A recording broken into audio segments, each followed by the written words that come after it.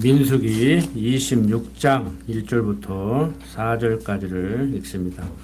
연병 후에 여호와께서 모세와 제사장 아론의 아들 엘르아살에게 일러 가라사대 이스라엘 자손의 온 회중의 총수를 그 조상의 집을 따라 조사하되 이스라엘 중에 무릇 20세 이상으로 능히 싸움에 나갈 만한 자를 계수하라 하시니 모세와 제사장 엘르아살이 여리고 맞은편 요단가 모압 평지에서 그들에게 고하여 가로되 여호와께서 애굽 땅에서 나온 모세와 이스라엘 자손에게 명하신 대로 너희는 20세 이상 된 자를 계수하라 하니라.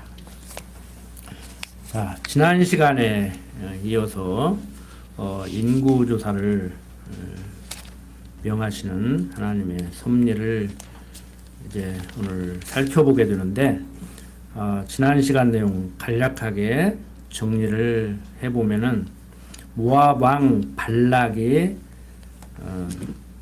바알신을 섬기는 제사장 발람을 불러서 이스라엘 백성들을 저주하라고 했지만 하나님께서는 발람의 입을 주관하셔서 세 번이나 이스라엘 백성들에게 축복하게 하고 오히려 모압 백성들을 저주하는 섭리를 하셨습니다.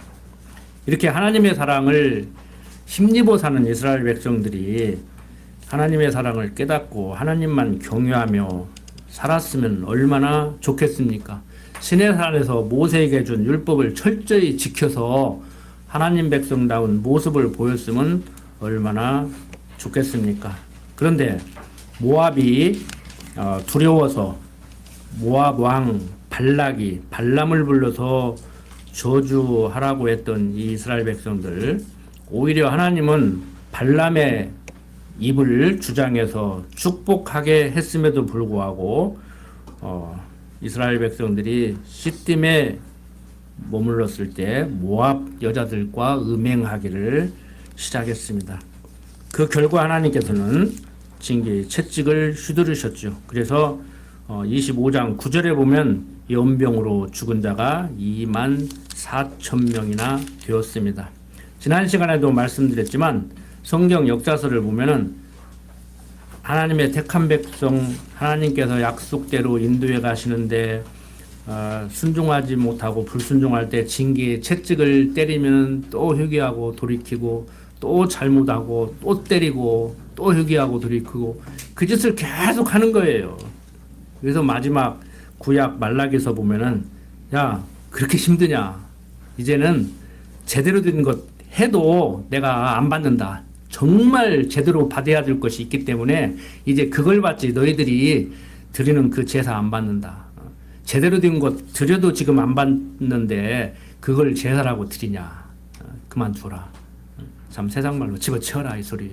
그리고 약속대로 당신이 받아야 될 참 제사, 그리스도가 골고다 언덕에서 십자가에 달리심으로 드려야 될 그 피의 제사를 이제 받게 되는 것이죠. 그러니까 아벨과 가인이 있을 때 아벨은 양치는 자였기 때문에 양으로 제사를 드렸다고 그러는데, 인간적으로 보면은 양치는 자이니까 양으로 제사 드리고 가인은 농사 짓는 자이니까 곡식으로 제사 드린 것이 당연하다고 할 수가 있지만, 성경은 세상적인 안목으로 바라보고 얘기를 하는 것이 아니고 피의 제사를 드렸어야 된단 말이에요. 그러니까 가인도 최소한 아벨에게 야 내가 곡식 듬뿍 줄 테니까 양 한 마리 줘라 해서 양 잡아드리는 피의 제사를 드렸어야 맞죠. 그러니까 그 제물에 대해서 얘기를 하고 있다고 하나님께서는 말씀을 한단 말이에요. 근데 그 원리를 잘 모르니까, 하나님의 섭리의 의미를 모르니까 정성이 부족해서 그랬다고 하는 거예요. 그러니까 동양적인 기복신앙이죠. 정성이 부족해서 호박떡이 서럽다. 제대로 안 비르니까 복을 못 받는다. 이런 식으로 하는 거예요. 그러니까 여러분들 잘못된 지도자들이 11조 제대로 해봐라. 주일 성수 제대로 해봐라. 진심으로 한번 기도해봐라. 기도하면 들어줄까? 이렇게 의심하지 말고 제대로 한번 해봐라. 저는 진짜 제대로 해봤잖아요. 철야기도 하면은 꼬박 날 새고 다음날 직장 출근하고 금식하면 물 한 모금도 안 먹는 건 줄 알고 젊은 날을 그렇게 허송세월 했다고. 뭐 이거 대야 저 뭐 이름 되면 아는 교회예요. 제 형 처제니까 사돈인데 40일 금식 기도해가지고 죽다 살아나더라니까. 그걸 한 두어 번 했다고 하더라고. 대단해요. 막 그러니까 참 아닌 말로 제 맘보다 더 하겠습니까만 산소호흡기 끼고 있는 우리 어머니 그 양반이 기도하고 한 3일 있다 돌아가시는데 막 살려달라고 막 회복해달라고 기도하는 거예요. 참 인간적으로는 고맙지요. 그렇게 기도하고 하는데 막 감사한금 뻥땅 해야지. 그렇게 기도해주는 우리 아버지를 위해서 우리 어머니를 위해서 막 정말 피눈물이 나게 막 목이 쉬게 기도하는 금식기도 철야기도 통성기도를 하는 그 교인들 얼마나 고맙습니까? 우리도 그렇게 하면 빨리 부흥 될란가 모르는데 여러분들 하지 말라는 얘기가 아니에요. 하고 싶으면 하세요. 하고 싶으면 하시라고. 제가 언제 왜 그런 짓을 하고 그런 짓 하면 가만 안 둔다고 한 적 없어요. 성경대로 가르쳐 드리는 것이지. 성경대로 가르쳐 드리는 것이지. 여러분들 하나님 백성들 이렇게 형편없습니다. 그렇지만 살려두잖아요. 약속 백성이기 때문에. 우리는 뭐냐고. 아직도 나만 하니까 하나님이 살려두지. 저 집사봐라. 11조 때 보니까 팍 쳐버리잖아. 저 주일날 예배당 안 나오니까 막 다리 부러지잖아. 이런 식의 사고를 한다고 하면은 그 사람보다도 그런 사고를 하는 그 사람이 더 문제가 있는 거예요. 제가 볼 때는. 그냥 막 살아라는 얘기도 아니고 율법을 지켜서 철저히 하나님 백성답게 살아라는 얘기도 아니에요. 다른 거 다 그만두고 항상 핵심을 놓치지 마세요. 그렇게 형편없는 우리임에도 불구하고 하나님이 사랑하신다. 그 사랑에 힘입어 사는 우리다. 그러니까 무엇을 어떻게 해야 사랑을 해주실 것 같고 사랑해 주려고 하다가도 나 하는 짓을 보고 사랑을 안 해주는 그런 하나님인 것 같이 가르쳐버려야 열심낸다니까. 저같이 가르치면 열심 내다가도 안 내. 열심 내다가도 내지 마시라고. 교회 나오다가도 나오지 마시고 연부하다가도 하지 마시고 알아서 하시라고. 내가 하라고 한다고 그러고 하지 말라고 한다고 안냐고. 여러분들의 마음이 감동을 하면 감사연부도 하고 감사연부도 하라고 지금 유도하는 거 아닙니다. 진짜 자기가 잘못했다고 하면은 아버지 죄송합니다. 용서해 주십시오. 많이 서운하셨죠. 하잖아요. 진짜 즐거워하면은 엄마 오늘 나 1등 먹었어. 나 오늘 승진했어. 하잖아요. 하나님이 그렇게 살아라는 거 아니에요. 잘못하면 철저히 하나님 앞에서 회개하고 잘했으면 감사하고 찬양하고 그렇게 살아라는 얘기잖아요. 성경은. 뭐 어떻게 살아야 됩니까? 성경이 다 얘기하고 있어요. 항상 기뻐하라. 쉬지 말고 기도해라. 범사에 감사해라. 항상 얘기하고 있다고요. 그게 성도의 마땅한 삶이라는 거예요. 그러니까 그게 안 될 때는 내가 왜 안 되는가를 생각을 해봐야 되죠. 자, 그런 백성들에게 오늘 사는 이스라엘 백성들이나 다를 바 없는 우리들에게 하나님은 무슨 말씀을 하시는가? 그 말씀을 왜 하시는가를 드려야 돼요. 가정에서도요, 부부간에도 부자간에도 형제간에도 뭔 얘기를 하면 그 얘기를 왜 하는가를 드려야 된다고. 왜 하는가를 그냥 부드럽게 좀 간접적으로 직설적으로 안 하고 그러면은 그냥 시큰둥해. 그러다가 이제 막 소리 지르고 막 이제 그러면 이제 마지못해서 듣고 그렇게 왜 인생을 사냐고 그냥 조곤조곤조곤해도 얘기하고. 군대에서 제가 군대말을 가끔 하는데 기관 이름이 뭐야? 그러면 속삭여. 그럼 속삭이나? 그러면 이름이 뭐야? 그러면 네 일병 누구누구. 어떤 사람은 소리만 또 빽빽 질러. 막, 저는 군대 생활할 때 그랬어요. 뭐 물어보면 모르겠습니다. 그러면 잘났다. 조용히나 얘기해라. 모르면 가만히 나지 소리 빽빽 지르냐. 그 군대에서는 무작정 소리 지르면 최고인 줄 알아. 나는 그렇게 안 가르쳤어요. 진짜 군대 생활도 그렇게 안 가르쳤어. 좀 적당한 목소리로 적당하게 물어보면 진지하게 대답을 하고 모르면 모르겠다고 하고 창피한 줄 알고 배울 자세를 가지고 해야 되죠. 막 처음에 군대 가니까 막 해병대는 막 소리만 빽빽 지르면 최고인 줄 알더라고. 그렇게 가르치더라고. 저는 그렇게 안 가르쳤어. 그렇게 하지 마라. 뭐 잘났다고 모르는 게 자랑이라고 소리 빽빽 지르냐 모르겠다고. 우리도 마찬가지예요. 신앙생활 모르니까 엉망으로 신앙생활을 하면서 그게 잘하는 건 줄 알고. 예? 자, 26장 1절부터 4절을 봤는데 이렇게 형편없는 이스라엘 백성들, 하나님이 또 이스라엘 백성들을 돌이키면은 그래 내 백성들아 잘못한 줄 알겠느냐? 그래 미우나 고우나 죽으나 사나 내 백성이지. 그리고 또 살려준단 말이에요. 다시 말씀드리지만 이스라엘 백성들을 이렇게 죽이고 하는 것은 징계입니다. 징계. 그러니까 우리들에게는, 택한 백성인 우리들에게는 잘못했을 때 때리는 징계와 그 다음에 지금보다 더 나은 성숙된 신앙생활을 하게 하시려는 섭리 가운데 하나님께서 어려움을 주는 경건의 연습 두 가지가 있어요. 이게 경건의 연습은 운동선수들이 메달 따기 위해서 열심히 훈련하는 것 같은 그런 거라고 생각하시면 돼요. 징계는 이게 뭐 교도소 갔다 오는 거라고 생각하시면 돼. 예. 그러니까 징계의 채찍과 경건의 연습이 있을 뿐이에요. 우리는 형벌은 없습니다. 쉽게 말해서 지옥불에 던져지는 그런 일은 없다고. 어떤 사람들은 그래요. 그러면 택한 백성이면 아무리 잘못해도 그럼 지옥 안 갑니까? 천국 갑니까? 맞아요. 그러면 아무렇게나 되겠네요. 아니 내가 아무렇게나 살아라겠냐고. 언제 그 사고방식이 뭔가가 문제가 있으니까 아무렇게나 살아도 되겠네요 그러지. 그러니까 아무렇게나 살면 안 된다고 했던 사람이기 때문에 그 사람 사고방식에 의하면 택한 백성은 아무렇게나 살아도 된다는 말이냐 그러는데, 택한 백성이 아무렇게나 살까? 한번 생각해 보시라고. 그래도 제가 생각 좀 해보시라는 거예요. 제가 하는 말까지라도, 제가 성경을 가르치는 내용까지라도 생각을 해보시라는 거예요. 어떤 분야를 이렇게 예를 들어서 설명하는데 세상적인 지식이 저보다 많은 분들은 예를 들어도 그렇게 들으면 안 된다. 그러면 무식한 소리 듣는다. 같은 말이라도 그렇게 표현을 하지 마라. 할 수 있잖아요. 제가 전달하고자 하는 것은 성경이 말하는 하나님에 대해서 얘기하기 위해서 뭐 세상적인 것을 끌어와서 이렇게 설명을 할 때 좀 부족한 것이 있단 말이에요. 그리고 성경도 잘못되면은 그렇게 해석하면 안 된다. 그건 아니다. 그래도 우리 목사님들, 노예 모이면 꼭 공부하고 그러잖아요. 뭐 목사들이라 완벽한 게 아니기 때문에 같이 이런 부분을 당신은 어떻게 설명했느냐, 이런 부분을 설명할 때 좀 설명하기가 좀 힘들더라. 당신은 어떻게 설명을 하냐, 한번 얘기해봐라. 이런 걸 해요, 목사님들 모여서. 노예 모이면은 여러분들 와서 이렇게 같이 이렇게 참관하면서 목사들이 어떻게 공부하는가도 한번 이렇게 보시고 시간 나면 그렇게 하시라니까요.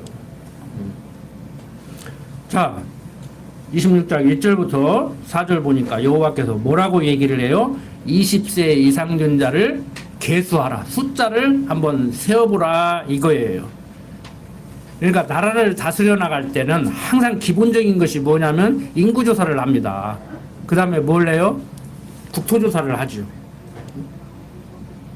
그 다음에 우리나라에 어떤 산업이 있는가 이런 걸 조사해요. 그러니까 요즘도 조사하죠. 요즘 지금 조사하고 있는 것 같던데, 저 경기도 보니까 우리 주민들은 총 몇 명인데 뭐 학벌은 어떻게 구성되어 있고 기능들은 어떻게 가지고 있고 뭐 그러니까 우리 시에서 무슨 일을 할 때 어떤 사람을 좀 불러서 도움을 요청하면 될까? 우리는 무엇을 해낼 수 있는 시구나. 우리는 무엇을 해낼 수 있는 도구나. 우리는 무엇을 해낼 수 있는 나라구나. 이런 걸 해야 통치자가 무슨 계획을 한단 말이에요. 자, 인구조사를 하는데 다 안 읽겠습니다. 뭐 이제 12지파 인구조사를 쭉 하죠. 근데 인구조사를 하는데 이스라엘 백성들이 숫자를 셀 때 여자와 어린아이들은 안 세고 장정만 센다고 그랬죠.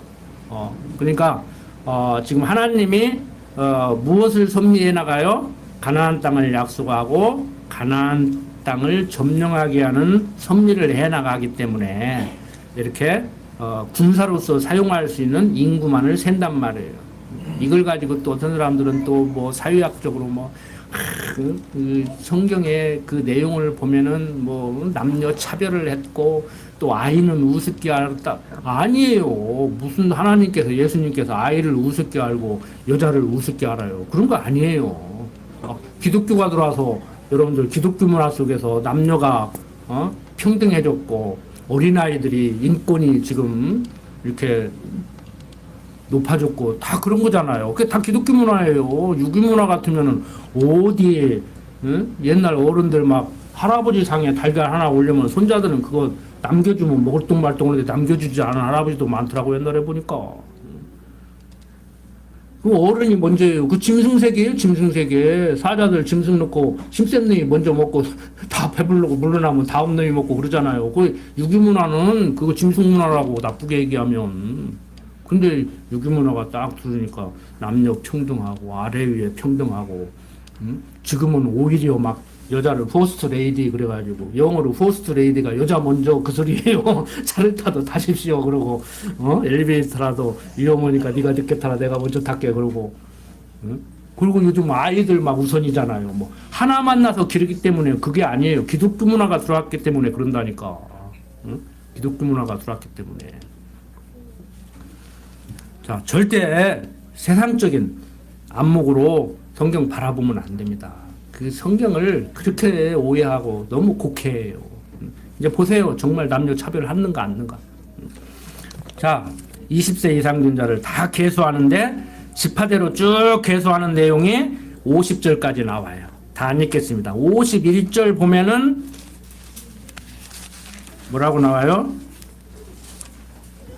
이스라엘 자손의 계수함을 입은 자가 60만 7,730명이었더라.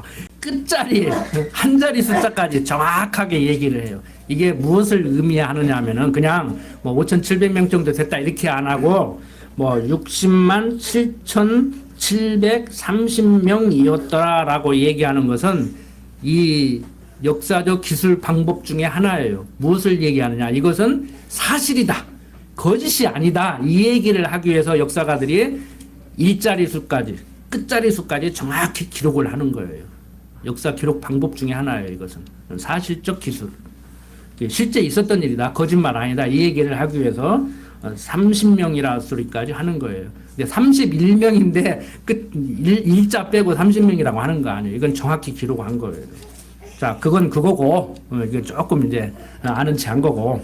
자, 60만 7,730명인데 숫자 한번 생각하죠? 민수기 내용에 보면은 민수기 2장 32절 한번 보세요. 민수기 2장 32절에 보면 이상은 이스라엘 자손이 그 종족을 따라 계수함을 입은 자니 모든 진의 군대 곧 계수함을 입은 자의 총계가 60만 3,550명이었으며 라고 얘기를 해요. 지난번에도 제가 말씀을 드렸지만 애굽에서 나올 때나 지금 광야에서 뭐 한 1년 지났을 때나 지금 계속 숫자가 변하지 않고 오히려 생육하고 번성해 나가는 이스라엘 백성들의 모습을 볼 수가 있죠. 자, 생육하고 번성해 나간다는 얘기는 무슨 얘기예요? 먹을 것이 풍족하지 못하고 대적이 둘러싸고 척박한 그 광야 생활을 하는 가운데서도 인구가 조금씩이라도 늘어난다는 얘기는 무슨 얘기예요? 살만하다는 얘기예요? 세상적으로 보면 살만하다는 얘기죠. 생명 유지할 수 있다. 생육하고 번성해 나간다. 그런데 신앙적으로 보면은 어떤 의미예요? 하나님이 보호하신다. 자, 생육하고 번성해 가라고 명령하신 하나님께서 명령에 따라서 인간들이 생육하고 번성해야 되는 것이 아니고 약속이란 말이에요. 생육하고 번성하게 해주겠다라고 말씀하신 대로 생육하고 번성해 가게 하시는 하나님의 섭리를 여기서 살짝 우리가 엿볼 수가 있는 것이죠. 자, 인구조사 끝났어요. 이제 뭐 하겠어요? 땅 나눠줘야지 이제. 땅 나눠줘야 돼요. 아직 들어가지도 않았어요. 그런데 들어갈 땅 나눠주는 거예요. 그 얘기는 무슨 얘기예요? 틀림없이 들어간다는 얘기예요. 못 들어간다는 얘기예요. 들어간다는 얘기예요. 자, 52절부터 여호와께서 모세에게 일러 그라되 이 명수대로 땅을 나눠주어 기업을 삼게 하라. 수가 많은 자에게는 기업을 많이 줄 것이요 수가 적은 자에게는 기업을 적게 줄 것이니 그들이 계수함을 입은 수대로 각기 기업을 주되 오직 그 땅을 제비 뽑아 나누어 그들의 주상 지파의 이름을 따라 얻게 할지니라. 자, 요즘 공평을 얘기하는데 지난번에도 한 두어 번 말씀을 드렸던 것 같은데 요즘 상속법은 우리나라 상속법은 옛날에는 안 그랬어요. 장자에게 다 줬어요. 그런데 요즘 남녀 평등 뭐 아래 위에 평등하다고 해서 어떻게 줘요? n분의 1이죠. 자식이 5이면 5분의 1씩 주는 거예요. 그리고 이제 뭐 부인에게는 조금 한 2분의 1 더 주고 이제 그런 식으로 상속을 하죠. 근데 지금 어떤 움직임이 벌어진다 했어요? 제 생각하고 같은 거예요. 저도 그것을 주장하고 자꾸 민원 넣는 사람 중에 하나예요. 아버지 어머니가 같이 결혼해서 가정을 이뤄가지고 지금 어머니가 살아 있으면은 아버지 돌아가시고 어머니가 다 물려받아가지고 어머니 살다가 죽으면 자식들한테 치하는데 아버지가 죽으면은 그냥 어머니까지 포함해가지고 똑같이 6분의 1을 나눠주고 어머니는 0.5 더 주고 그런 게 어디가 있냐고. 근데 빨리 좀 법 만들어라니까 입법 한 지가 10년, 20년이 넘는데도 안 하고 있어. 그걸 빨리빨리 좀 하지. 하던 대로 해야 편한가 보지. 아, 호주제 없앴으면 그것도 빨리 바꿔야 될 거 아니에요. 옛날에는 호주니까 그냥 그게 어떤 사고냐면은요. 조금 또 상식적인 얘기를 하면은 격까지 또 나가네. 왕이 있으면은 중전도 신하야. 응? 근데 아버지 호주제도는 무슨 약이면 집 주인은 남자고 부인도 다 내 소유물이야. 자식이고. 그러니까 그래도 같이 한 입을 덮고 살면서 애 낳았다 해가지고 0.5 더 주게 그렇게 법을 만드는 거요. 그러지 말라는 거지 나는. 아버지 죽었으면 부인이 다 물려받고 어머니 돌아가시면 자식들이 나눠 갔든지 말든지. 나는 그것도 반대해. 아니 큰 자식은 자식이 5이요. 작은 자식은 자식이 2이고 그럼 누구한테 더 줘야 돼. 자식 많은 자식한테 더 줘야지. 많이 물려받고 싶으면 더 낳든지 하고 그건 알아서 할 문제고. 응? 아, 그 큰 자식은 아버지 사업 잘 줄 때 공부해갖고 대학까지 나오고 좋은 직장 가지고 한 달에 1,000만 원씩 벌으니까 안 줘도 되지만 작은 자식은 살다가 교통당해서 몸도 다치고 그래서 일도 못 하고 그러면 그 먹고 살게 해줘야 할 거 아니야. 다 내 새끼인데. 그 평등이 공평이 뭐냐고. 요즘 대통령 공정 그러는데 공정이 뭔지 좀 와서 배우거든지. 아무것도 모르면서 그냥 공평 하고 있어요. 국민들은 그러잖아. 뭐가 공평하냐? 네 식구만 챙기냐? 공평 좋아하지 말라 그래요. 뭐 미국에 막 하버드 대학 교수 와서 한국에 와가지고 뭐 정의가 무엇인지 그 사람 결론이 뭔 줄 알아요? 정의는 없다요. 정의는 없다. 그렇게는 말 안 치. 근데 내용을 볼 때 정의는 없다. 뭐가 정의예요? 뭐가? 힘이 정의예요. 힘이. 내가 옳다고 하면 옳은 거예요. 대통령이 옳다고 하면 옳은 거예요. 여러분들 좀 생각을 해보시라고. 이렇게 생각을 해보셔야 동네 이장을 하시든지 시의원을 하시든지 시장을 하시든지 국회의원을 하시든지 나가서 토론할 때 자기가 말하는 무슨 근거가 있어야 되잖아요. 이론이 있어야 되잖아요. 독일 사람들은요, 지금도 국회의원들 회의하다가 막히면은요, 뭐가 의견이 안 맞으면, 루터 선생이 지금 여기 계시다면 뭐라고 할까요? 그런데요. 최고야. 정신적인 지도자라고. 응? 그래서 항상 그걸 잊지 않는데요. 루터 선생이 여기 계시다면 뭐라고 할까? 응? 우리 기독교는 뭐예요? 성경이요. 예. 뭐 헌법, 노예, 규칙 필요 없어. 성경이요. 그러면 끝나버려요. 성경이요. 근데 성경이요를 제대로 대해야지. 뭐 이 종이장 성경만 들이대면 뭐하냐고. 내용을 들이대야지. 뭐가 공정한 거예요? 여러분들 생각 한번 해보십시오. 뭐가 공정한 건지.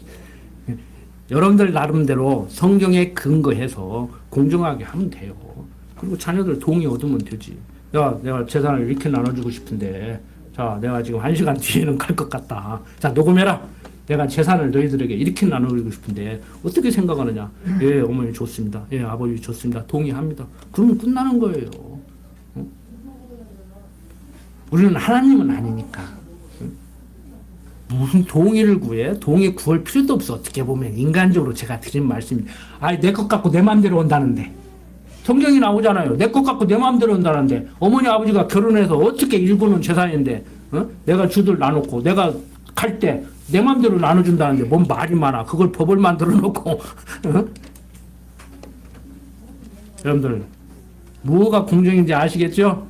하나님을 여호와로 알고 사는 사람들의 기독교 가치관으로 형성된 그 가치관으로 나름대로 판단하고 결정하고 행동을 옮기면은 그거 되는 거예요. 하나님 앞에서 사시라고. 세상 법이 무슨 필요 있어. 세상 법이 따위 가지고 여러분들이 자녀들에게 그렇게 안 물려준다고 해서 여러분들 처벌하지 않아요. 왜? 동의를 했으니까. 아 자유민주주의 국가에서 아버지 오고 싶은 대로 오고 자식들이 거기 동의를 했는데. 자 이제 땅을 나눠줍니다. 52절부터 56절 다시 봅니다. 여호와께서 모세에게 일러 가라사대 이 명수대로 땅을 나눠주어 기업을 삼게 하라. 수가 많은 자에게는 기업을 많이 줄 것이요 수가 적은 자에게는 기업을 적게 줄 것이니 그들이 계수함을 입은 수대로 각기 기업을 주되 오직 그 땅을 제비 뽑아 나누어 그들의 조상 지파의 이름을 따라 얻게 할지니라. 그 다소를 물론 하고 그 기업을 제비 뽑아 나눌지니라. 레인의 계수함을 입은 자는 그 종족대로 이러하니 게르손에게서 난 게르손 가족과 고앗에게서 난 고앗 가족과 무라리에게서 난 무라리 가족이며 레위 종족들은 이러하니 림니 가족과 헤브론 가족과 말리 가족과 무시 가족과 고라 가족이라. 고앗은 아브라함을 낳았으며 아브라함의 처의 이름은 요게벳이니 레위의 딸이요 애굽에서 레위에게서 난 자라. 그가 아브라함에게서 아론과 모세와 그 누이 미리암을 낳았고 아론에게서는 나답과 아비우와 엘르아살과 이다말이 낳더니 나답과 아비우는 다른 불을 여호와 앞에 들이다가 죽었더라. 레위인의 1개월 이상으로 계수함을 입은 모든 남자가 2만 3천 명이었더라. 그들은 이스라엘 자손 중 계수에 들지 아니하였으니 이는 이스라엘 자손 중에서 그들에게 준 기업이 없음이었더라. 레위 지파들은 제사장 직분을 수행하면서 백성들이 가지고 오는 11조를 먹고 살았다고 그랬죠. 그러니까 기업이 없는 거예요. 땅을 분배 안 해주는 거예요. 자, 63절부터 이제 65절 보면은 이는 모세와 제사장 엘르아살이 계수한 자라. 그들이 여리고 맞은편 요단가 모압 평지에서 이스라엘 자손을 계수한 중에는 모세와 제사장 아론이 시내광야에서 계수한 이스라엘 자손은 한 사람도 들지 못하였으니 이는 여호와께서 그들에게 대하여 말씀하시기를 그들이 반드시 광야에서 죽으리라 하셨습니다. 이러므로 여분네의 아들 갈렙과 눈의 아들 여호수아 외에는 한 사람도 남지 아니하였더라.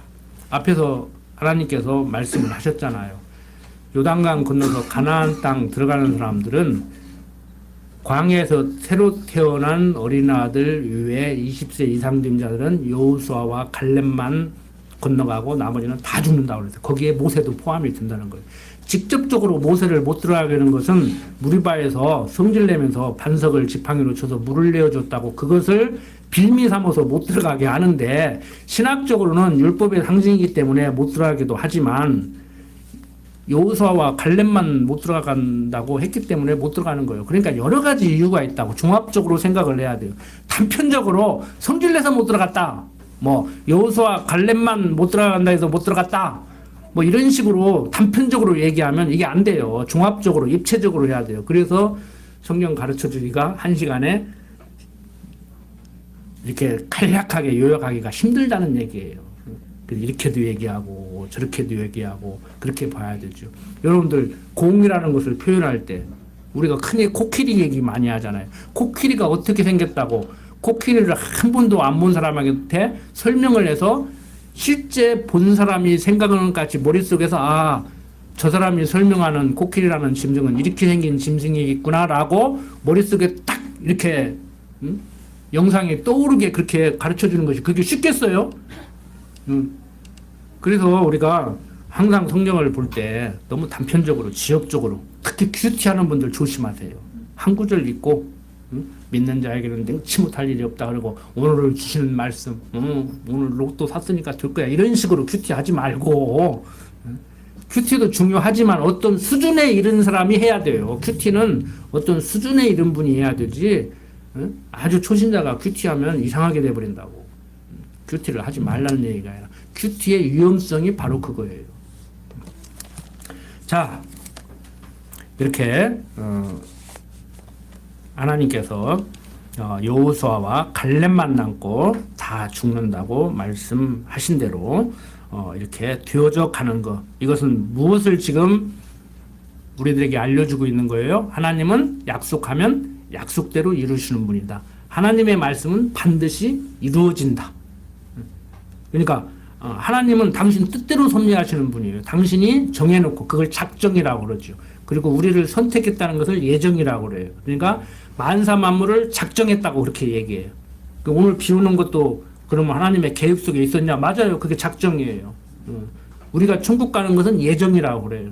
그러니까 예정은 작정 안에 포함이 되죠. 그런데 요즘 신학이 보수 신학이 칼빈주의 신학이 여기 뭐 합동측 차상동 총신대학 나온 사람들까지라도 가장 건전하다고 하는 여기 분산 뭐 개복동 교회인가 그런 교회가 이게 합동측이거든요. 그런데 예정을 얘기를 하기는 해요. 예정만 얘기해도 괜찮아. 그런데 신학교에서 배울 때는 배워가지고 나오는데 신학교에서도 신학책에도 작정을 얘기하면 괜찮은 책이에요. 작정을 얘기를 안 해요. 작정을. 모든 걸 하나님이 하신다는 얘기를 하기 싫은 거예요. 왜? 인간의 의지를 자꾸 강조하려다가 보니까 충돌하잖아요. 하나님의 작정과 하나님의 주권과 인간의 자유의지가 충돌하잖아요. 우리는 자유의지가 없다고 하는 사람들이고 그 사람들은 있다고 한단 말이에요. 그럼 하나님의 주권은 절대적인데 절대 주권자라고 하잖아요. 주권자도 모자라가지고. 그러면 모든 것을 당신 뜻대로 섭리한다는 거예요.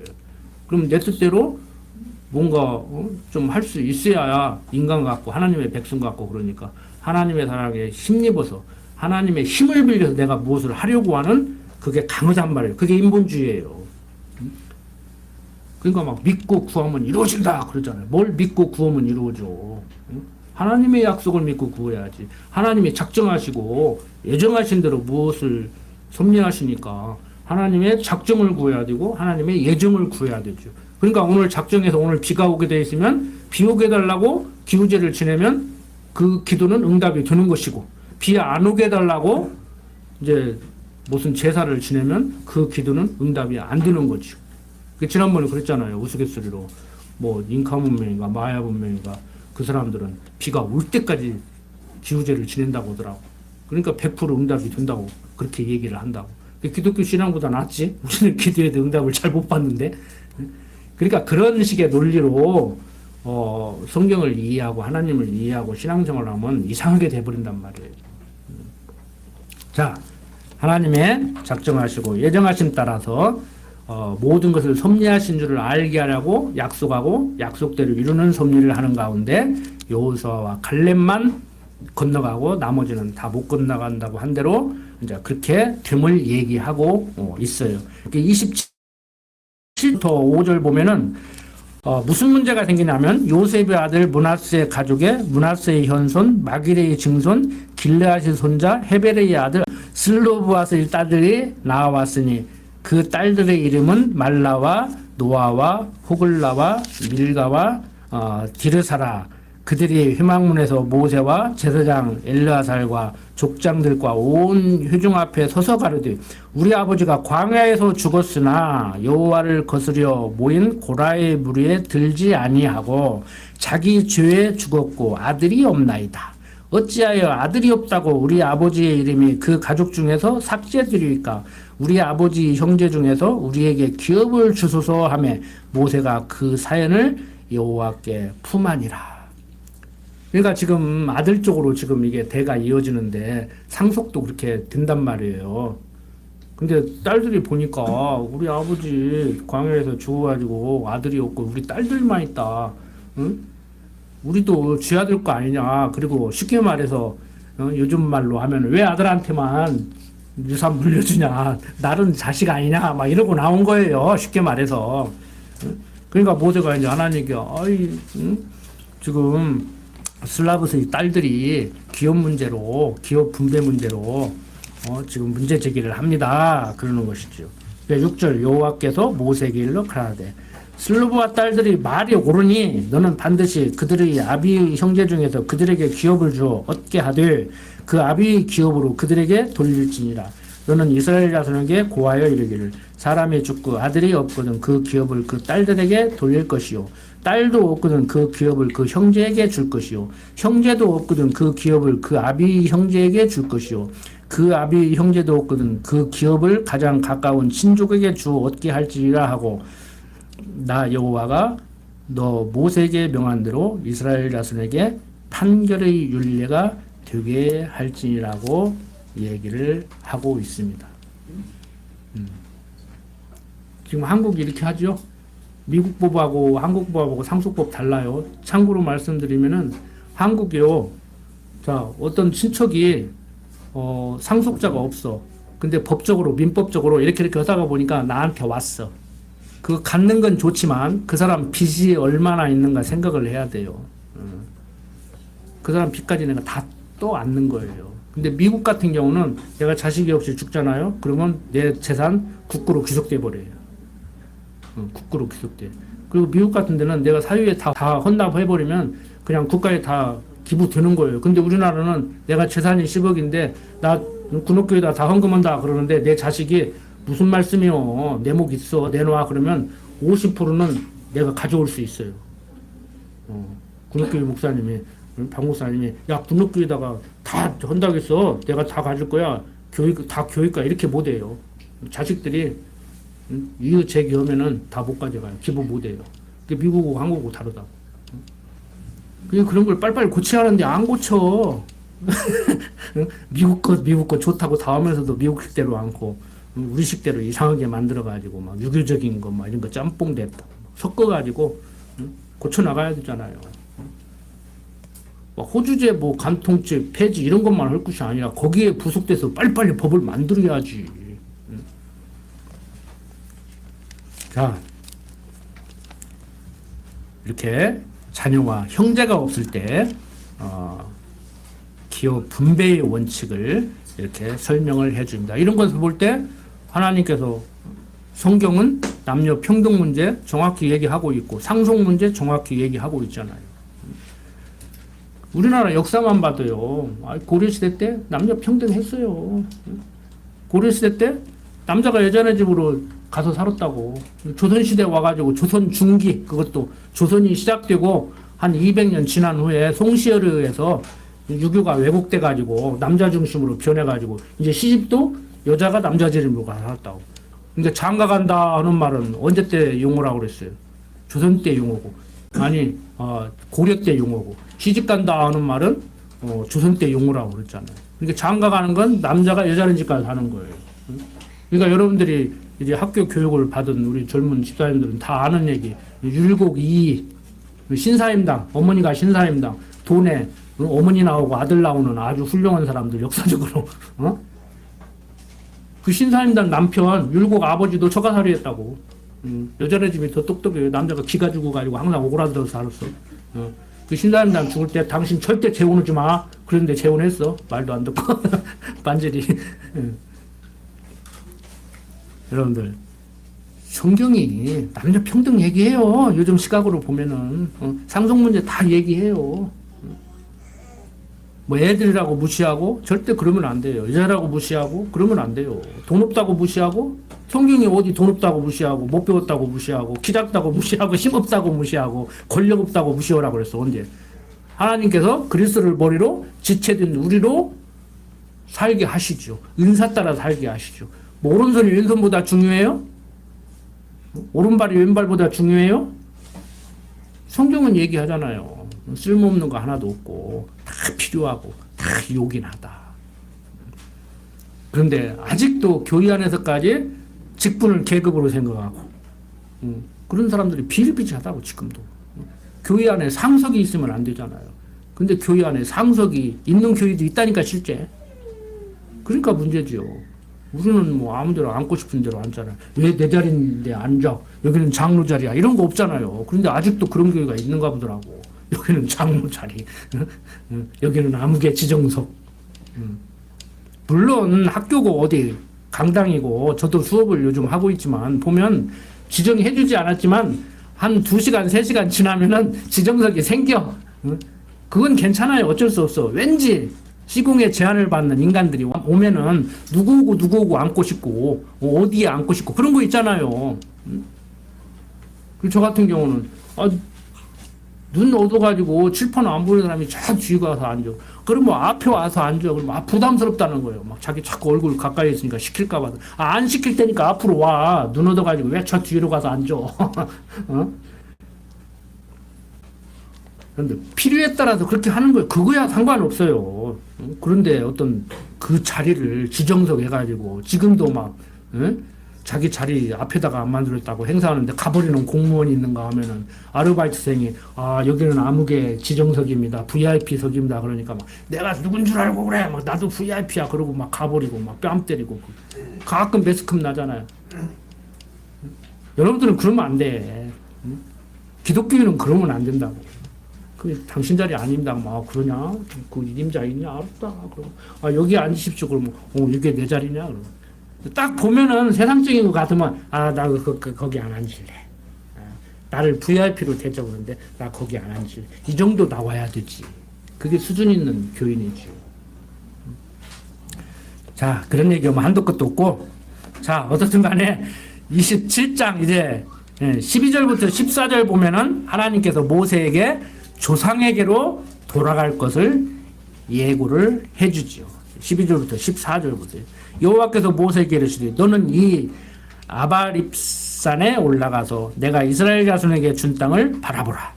본 후에는 내 형 아론이 돌아간 것 같이 너도 조상에게로 돌아가리니 이는 신광야에서 회중이 분쟁할 때 너희가 내 명을 거역하고 그 물가에서 나의 거룩함을 그들이 목전에 나타내지 아니하였음이니라. 이 물은 신광야 가데스의 무리바 물이니라. 모세가 여호와께 여짜와 가로되 여호와 모든 육체의 생명의 하나님이시여 원컨대 한 사람을 이 회중 위에 세워서 그로 그들 앞에 출입하며 그들을 인도하여 출입하게 하사 여호와의 회중으로 목자 없는 양과 같이 되지 않게 하옵소서. 여호와께서 모세에게 이르시되 눈의 아들 여호수아는 신에 감동된 자니 너는 데려다가 그에게 안수하고 그를 제사장 엘르아살과 온 회중 앞에 세우고 그들이 목전에서 그에게 위탁하여 내 존귀를 그에게 돌려 이스라엘 자손의 온 회중으로 그에게 복종하게 하라. 그는 제사장 엘르아살 앞에 설 것이요 엘르아살은 그를 위하여 우림의 판결법으로 여호와 앞에 물을 것이며 그와 온 이스라엘 자손 곧 온 회중은 엘르아살의 말을 쫓아 나가며 들어올 것이니라. 모세가 여호와께서 자기에게 명하신 대로 하여 여호수아를 데려다가 제사장 엘르아살과 온 회중 앞에 세우고 그에게 안수하여 위탁하되 여호와께서 자기에게 명하신 대로 하였더라. 자, 모세가 여호와께 지도자를 구하고 모세에게 여호수아를 데려다가 후계자로 세우라고 말씀을 하시죠. 말씀대로 모세는 여호수아에게 안수해서 후계자로 세우셨습니다. 자, 이스라엘 백성들 하나님이 인도하시지만 눈에 보이는 세상 지도자 세워서 인도하신단 말이에요. 그게 악한 지도자냐 선한 지도자냐가 문제지. 물론 모세와 여호수아는 선한 지도자죠. 이제 가나안 땅 들어가서 보면 앞으로 공부할 내용이지만 백성들이 이방 백성들을 보니까 왕이 있어서 그렇게 일사불란하게 움직인다고 생각하고 왕을 세워달라고 하니까 사울 왕 세워주잖아요. 사무엘 선지자를 보내서 기름 부어서 세운 그 사울 왕은 악한 왕이란 말을. 그래도 세상에서는 이스라엘의 초대 왕을 사울로 얘기해요. 일반 역사가들은. 그렇지만 성경 역사가들은 사울을 왕으로 인정 않고 하나님이 인정한 다윗을 초대 왕으로 인정한단 말이에요. 만왕의 왕. 그건 그리스도의 상징이라고 했잖아요. 여러분들, 우리 지도자는 그리스도 한 분밖에 없어요. 박목사님이나 저는 그 지도자가 그가 참 지도자임을 가르쳐주는 성경 교사라고. 그래서 미국 사람들은 영어로 서비스맨이라고 그래요. 전자제품 고장나면 고쳐주는 서비스맨. 목사님이나 저는 성경 내용 풀어서 가르쳐주는 서비스맨. 그걸 하기 위해서 전문적으로 생업 팽개치고 공부를 하고 연구를 하고 밤잠을 안 자고 글을 쓰고 이렇게 하는 거예요. 여러분들은 편안히 와서 1시간 듣고 가시면 되지만 준비하는 사람은 몇 시간씩 준비하고 몇 시간만 준비했나? 수백 시간 준비했지요. 어쩐 얘기 뭐 잠깐 한두 시간 준비한 거 그게 준비한 거냐고. 수백 시간 준비했지 연구하고 머리가 터져라고. 여러분들 첫째는 가정교회가 바로 세야 되죠. 자녀들에게 신앙 물려주는 거, 후계자 세우는 거 그거 가장 중요하고 우리 교회 후계자 세우는 것 때문에 제가 여기까지 왔다고 그랬잖아. 목사님도 그것 때문에 저 여기다 세우는 거고 교회에서 후계자 세워야 되죠. 할 수만 있으면 나라 지도자도 하나님을 가르치는 그런 지도자들이 나와야 되는데 보스라는 사람들이 기독교를 앞장 세우는데 이상하게 움직이잖아요. 제가 생각하는 그게 아니요. 그러니까 막 헷갈려 나도 막 저쪽을 지지해야 되는가 이쪽을 지지해야 되는가 지지할 데가 없어. 기독교만 앞세우면 십자가만 앞세우면 되냐고. 제대로 된 십자가를 앞세워야지. 그럼 내가 지지하지. 나라를 망쳐먹어도 지지하지. 여러분들 말씀의 후계자. 세상적으로 보면은 저도 목회 안 하죠. 이만큼 공부하고 어디 가면은 시간당 뭐 돈도 더 받고 대접받고 막 감사하다고 그러고 막. 그 어떤 사람은 그러더라고. 자기는 큰 교회 부목사지 개척을 절대 못 한다고.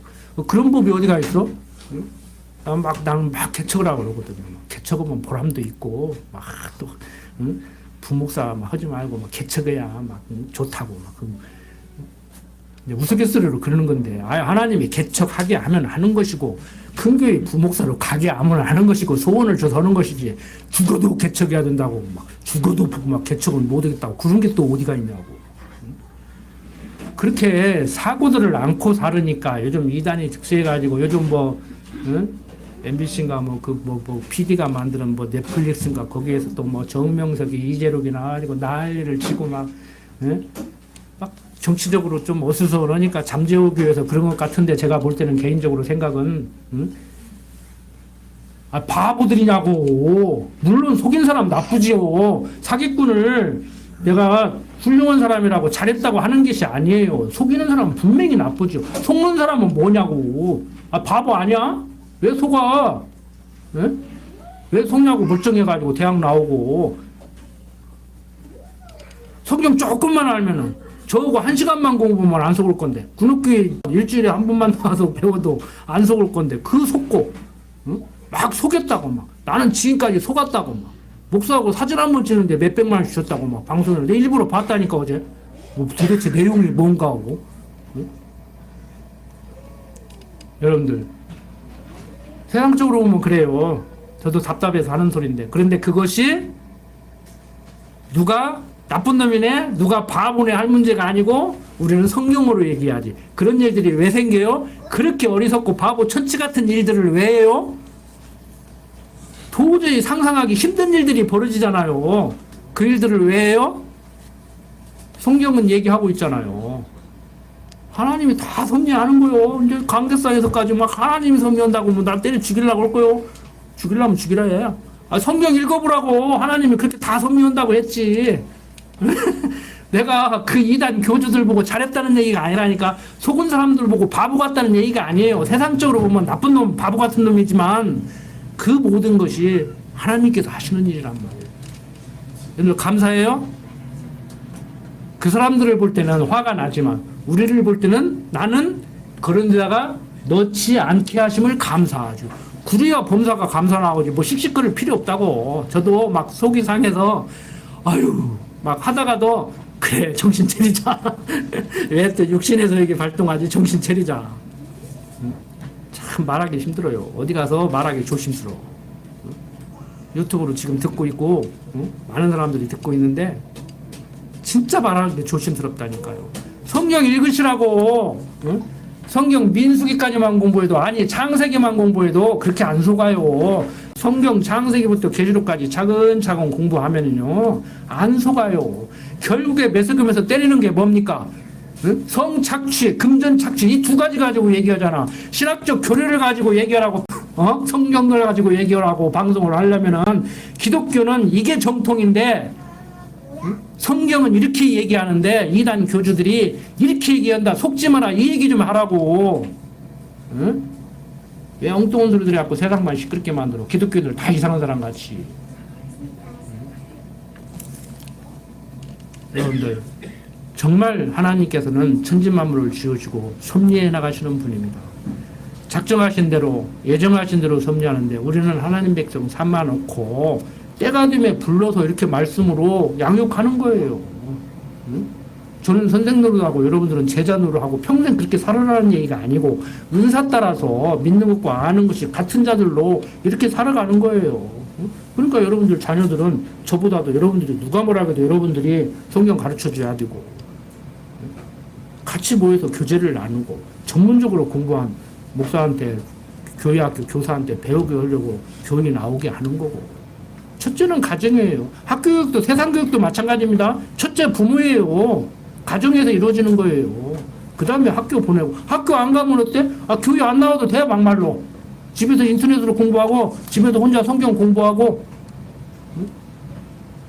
자신 있으면 하시라고. 왜 학교는 악착같이 보내려고 그러고 막 응? 유학도 보내고 별짓 다 하면서 교회는 안 고르는가 모르겠어. 교회도 고르라고 골라야 된다고. 응? 근업교회로 오세요. 유튜브라도 들으시라고. 기도합시다. 아버지 하나님, 세상을 바라볼 때 때로는 화를 나기도 하고 답답하기도 합니다.